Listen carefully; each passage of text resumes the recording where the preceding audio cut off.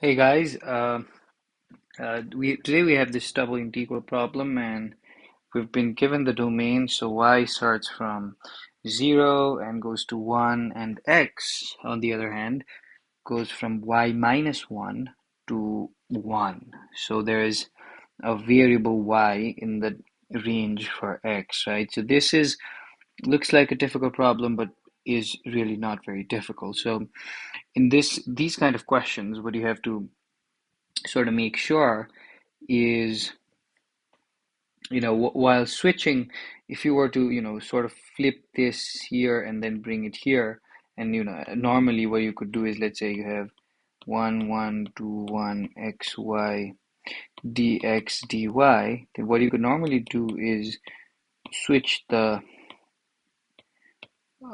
limits and then do dy, dx, right? This is perfectly fine given the domain is a rectangle. But you cannot really do that in these kind of questions. You can, but then you have to be careful, right? Why?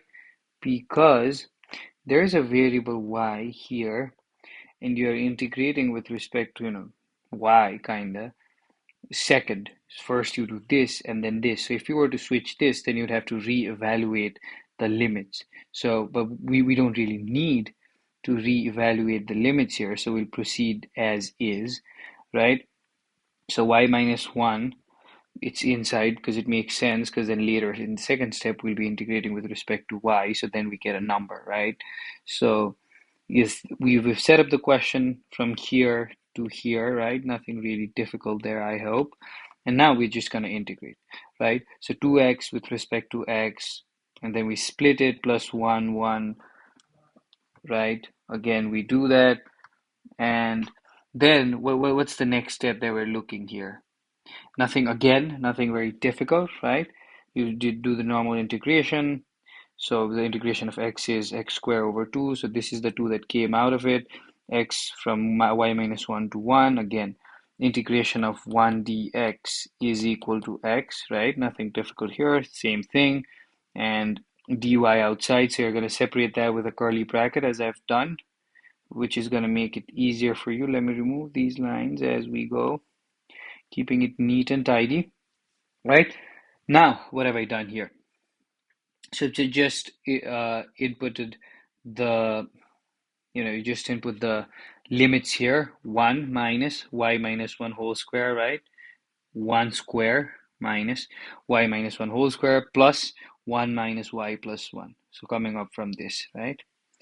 And then you just open this up, and then you open it into a minus b whole square formula over here, and then 1 plus 1 2, 2 minus y. Again, pretty simple. You cancel out things that are possible to be cancelled in this step. What do we have? We have minus y square plus 2y minus y is y, right? Let me change the color so that it's not confusing. So minus y square plus 2y minus y is y, and plus 2 as is. Now you integrate this all with y, right? So negative, you pull out the negative sign, y squared, so it's going to be 1 over 3y cubed, and the negative sign remains. For y, it's going to be y squared, 1 over 2, and for 1 again, it's this. So you just do simple integration here, and this is the final answer you get. Nothing serious. The only thing you have to be concerned about is the limit, right? The range for x, and be careful while flipping this, because then you'll have to reevaluate the limits for x and y. And yeah, that's kind of it. The answer is 13 over 6. I hope you learned how to do this, and hope to see you in my next videos. Thank you.